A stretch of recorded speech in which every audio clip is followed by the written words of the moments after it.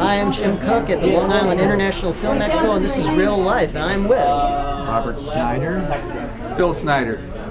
Okay, guys, tell us more about your film. What's the name of it, and what's it about? Our film is called The Bag. It's about those little bags you see floating around all over the place to get into the water supply. And in this movie, they actually destroy the world. They are destroying the world, but they actually eat people, and kind of like the Blob.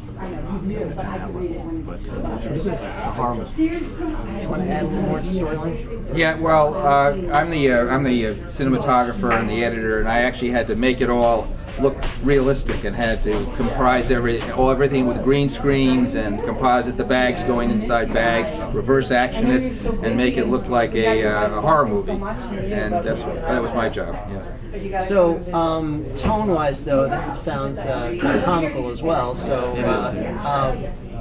what can you tell us? I gotta go for the obvious question. Tell us more about the inspiration of the bag. Well, bags really are a serious problem, and they go down the drains, they get out into the ocean. They're even the plastic is even in toothpaste and in terms of little macro beads that fish eat, and then we eat the fish, and they get into us. I don't think people are taking the plastic thing as seriously as they should, but it is a problem. We blew it. Made it even more so that it would appear that the bags are actually like the Blob, and they actually take over the entire world. But there's a comical aspect to it. But most horror movies, you go back to the 50s, like Godzilla, it was based on the atomic bomb. Tarantula was a big spider based on the nutrients that they're experimenting with to create more of food for the planet, but it got overblown and it became a giant spider. But there is usually a lot of these horror movies have actual environmental concerns behind them. So that's what we were thinking of. So it would have a greater impact if it were a horror film because you'd be able to sell that message a lot. Right, because people are actually, when they see a little bag floating around now, they will actually be scared of that bag, and that'll maybe get them to do something about it. There's a character in the movie. He's a mad scientist, and he's totally tuned into all this, and he explains it to the main character, who's played by Rob. And we based him similar to the Peter Sellers character in Dr. Strangelove, in which everybody assumes by his behavior, it's so extreme and so eccentric, they assume he's insane, and he is insane. But actually, he's correct in his prediction about the end of the world. So and it's a comical take on it, but there's a serious level beneath it. So. But you guys are local, right? So where are you from, and where did you shoot? Well, we grew up in Lawrence, and we grew up in the 5 towns, and we filmed in Atlantic Beach. We filmed in Island Park. Where else? We filmed in Long Beach. We filmed in Jones Beach, some shots there. The shots you see of Mount Rushmore in Paris, France, quickly, that we didn't film there. We just composited. I just took pictures and composited it.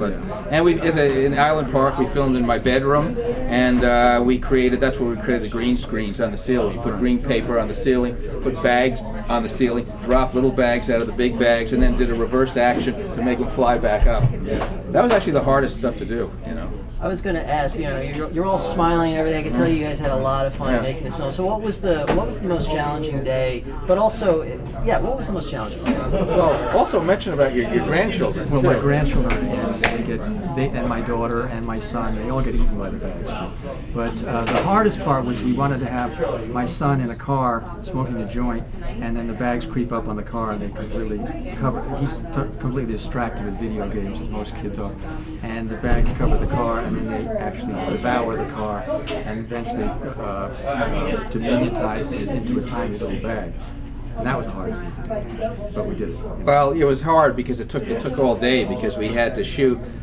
We had to set up the camera, make sure it didn't move, and then gradually move the bags closer, and then apply the bags to the car, and then get rid of the car, and we put boxes on a table, and then we got rid of the boxes, and everything got smaller and smaller and smaller until finally done. It was sort of like doing stop action animation, which takes forever. Right, and you're we moving little things my like that. My son and his friend were inside the car getting squished, But I think it worked.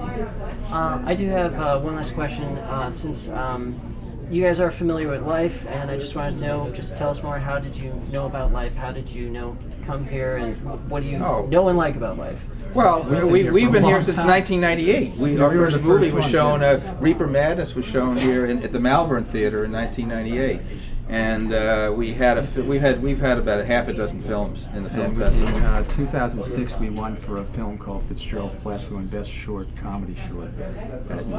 Which was about Fitzgerald, F. Scott Fitzgerald. You tell me. Well, that was about F. Scott Fitzgerald. I saw in the paper that he died. He was without any money, and he was an alcoholic, and he never thought he was going to amount to anything, or anyone was going to remember him.